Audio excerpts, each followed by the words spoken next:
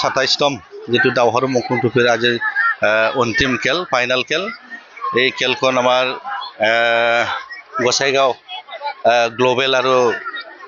ফেৰেংগা দুটা ক্লাবৰ মাজত অনুষ্ঠিত হৈ আছে এই ইয়াৰ শুভ উদ্বোধন হিচাপে আমাৰ সন্মানীয় আমাৰ হাগ্ৰামা মহিলাৰ ছাৰে বিটিসি প্ৰধান আমাৰ হাগ্ৰামা মহিলাৰ ছাৰে উদ্বোধন কৰি এতিয়া খেলা অনুষ্ঠিত হৈ আছে তো ভাল লাগিছে আমাৰ যেটো উদ্দেশ্য আমাৰ মুংক্লং মানে মাৰ্টিয়াৰ্ছসকলক সন্মান দি পেলাই যেটো অনুষ্ঠিত কৰা যেটো খেলখন আমি বিভিন্ন স্তৰৰ পৰা বা বিভিন্ন জাতি জনগোষ্ঠীৰ পৰা আমি বিপুল সঁহাৰি পাই আছো তো ভাল এটা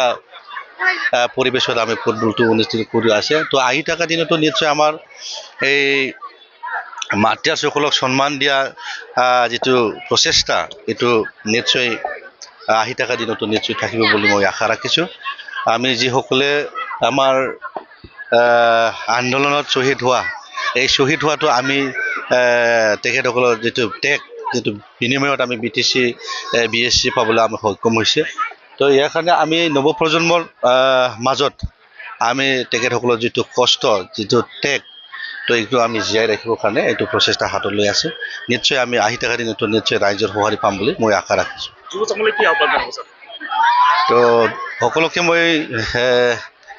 আহ্বান কৰিব বিচাৰিছো যে ফুটবল বা এইটো দাওহাৰু মুংক্লং ট্ৰফি অকল এইটোৱে সীমাবদ্ধ নাথাকি পেলাই ইয়াত খেলি পেলাই নিজৰ যেটো কেৰিয়াৰ যেটো গঢ়ি তুলিব পাৰে তাৰ কাৰণে মই সকলো